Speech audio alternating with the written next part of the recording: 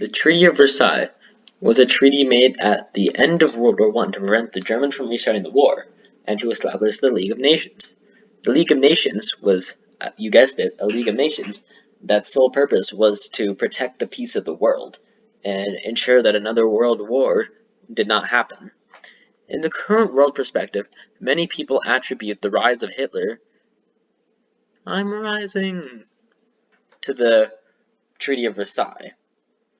Many terms of the treaty left Germany crippled, and Hitler offered a solution in like big air quotes.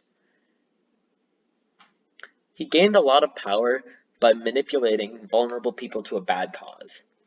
I personally think the terms of the treaty were unfair. I don't know like how other scholars nowadays think about it, but because Germany was crumbling under massive debt and was extremely vulnerable with no army. How's this fair? Like, imagine like playing rock, paper, scissors, and then you lose, and the other person just like cuts off your arm, because you lost, and then he wants to play again. Like, what are you supposed to do? You have no army to fight against other attackers, and you're honest, and you have no money to even like do anything else. Another big thing is that Germany was not invited to writing the treaty. They're like, bro, this is my treaty. You guys are talking about me. Why can't I be a part of it? And they're like, no, we can't let you be a part of it. And then, so that's why Germany called it a diktat, or dictated peace. No one was really happy with this. That's something we know today, that many people in Germany just really did not like the treaty.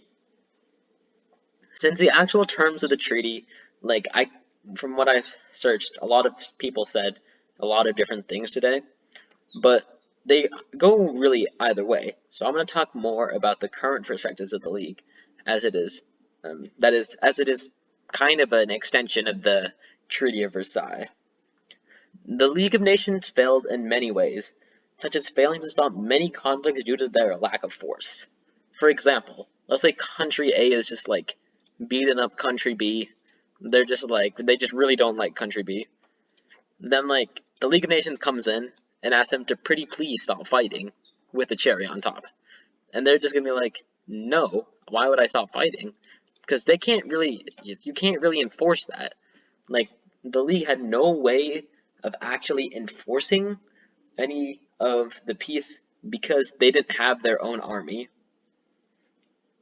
Now, the League did have some success in many humanitarian crises, but nowadays people think more about their failures. The biggest of these failures is probably Manchuria. To this day, the treaty is seen as very important, as it was like one of the first major treaties, and it came out of the First World War, and it is often used as like a good comparison to treaties to come for nowadays scholars. So, in summary, this silly treaty here that impacted Germany a lot and created the League is commonly looked upon as not really a good treaty,